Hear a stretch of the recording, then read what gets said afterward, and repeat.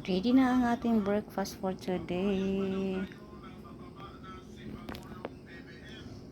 Yan.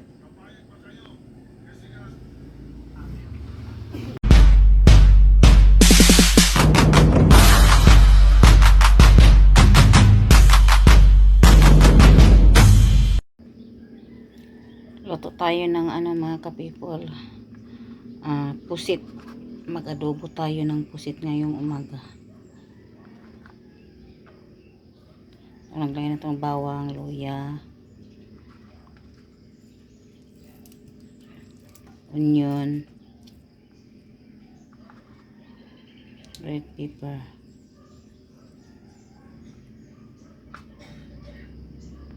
Dahil naubusan tayo ng paminta powder, ito na lang. Yung dahon na lang. Seasoning. Konting toyo.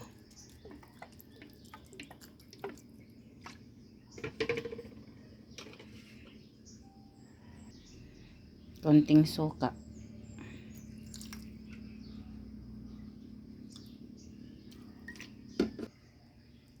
Konting oil.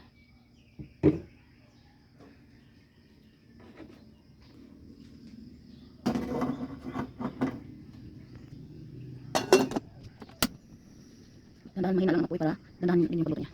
Muntik ko na nakalimutan yung kalamansi.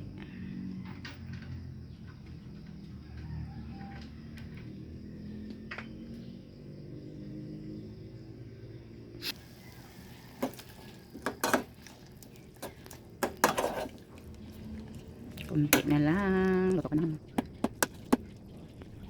So, pwede tayo pagdaan ng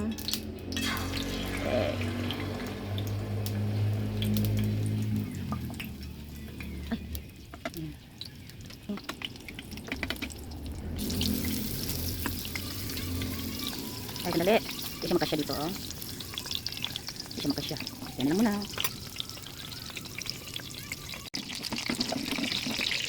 Yan, tumaas na.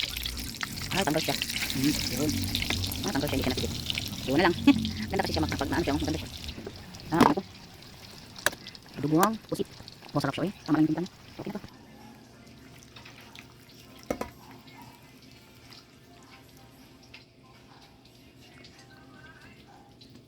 Tutumig talaga siya, mga ka-people.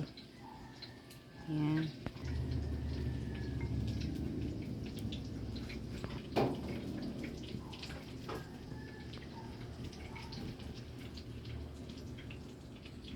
Yan. Yan. Sarap na ang ating adobong pusit. Yan. Ano talaga siya, mga ka-people. Mabango talaga yung amoy niya, mga ka-people. Kalamansi at luya lang talaga yung pinaka-ano niya, the best niya. Yan. Luto na ang ating egg with ay. Ito ang ating egg. Yan. Hirap talaga, mga ka-people. Kaya hindi ko na. Yan. Ito na ang ating finish. Wow. Sana ulam pa na siya. Galing isa ba? Hindi siya natanggal siya kaina. Yan. Finish na ang ating egg.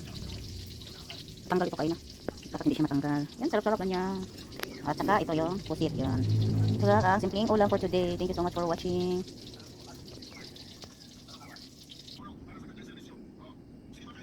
Ready na ang ating breakfast for today. Yan.